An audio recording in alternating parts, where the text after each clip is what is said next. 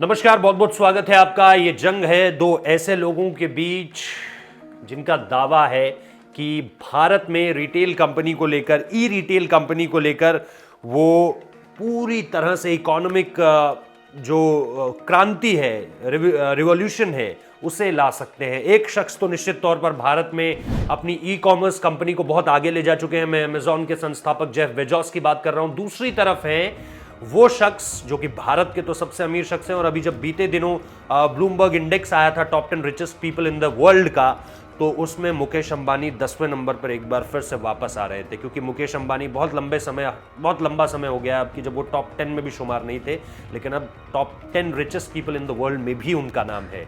ऐसे में रिलायंस जो कुछ करना चाह रहा है, यानी कि फ्यूचर रिटेल लिमिटेड के साथ वो जो कुछ करना चाह रहे हैं, उन्होंने फेसबुक की ओनरशिप तकरीबन जो फेसबुक में जो खरीद की, उन्होंने जो इन्वेस्टमेंट किया रिलायंस ग्रुप ने, उसको लेकर के दुनिया में बड़ी हलचल मची थी। और ये बीते साल की बात है, तकरीबन अब 1 साल होने जा रहा है इस डील को।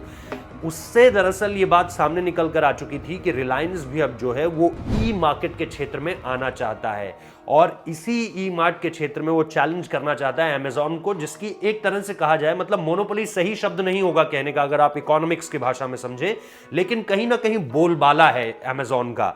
और इस लिहाज से अगर रिलायंस आता है, तो आपने तो देखा रिलायंस ने कैसे जब वो कम्युनिकेशन की इंडस्ट्री में घुसा तो उसने बाकी सारे कॉम्पिटिटर्स को पीछे छोड़ दिया है। डेटा को लेकर के जो क्रांति की लाई जियो ने, वो सारी की सारी चीजें आपने देखी। अब दरअसल इस मामले में कुछ एक जो प्ली है वो फाइल की गई है। अमेजॉन इसे चुनौती लगातार इस बात को लेकर के दे रहा है कि रिलायंस रिटेल लिमिटेड जिन एसेट्स को उसने खरीदा है, जिन सारी चीजों पर वो इन्वेस्टमेंट कर रही है, वो दरअसल सही नहीं है।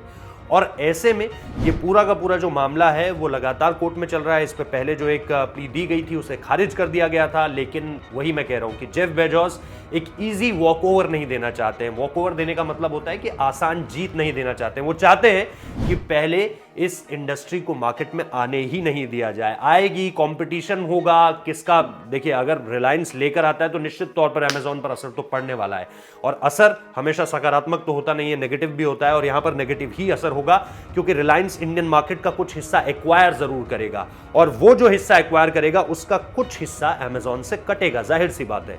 तो ऐसे में जेफ बेजोस को नुकसान होगा, उनकी कंपनी को नुकसान होगा, और वो इसीलिए चाहते हैं कि इसमें जितनी देरी हो उतना अच्छा है।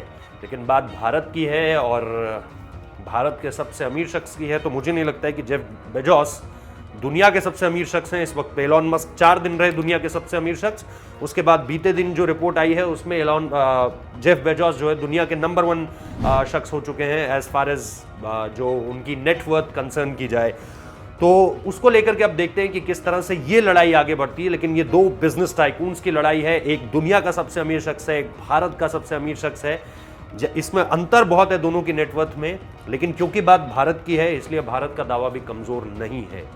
देखते हैं इस पूरे के पूरे मसले पर कैसे चीजें आगे बढ़ती है। बहुत बहुत शुक्रिया इस वीडियो को देखने के लिए।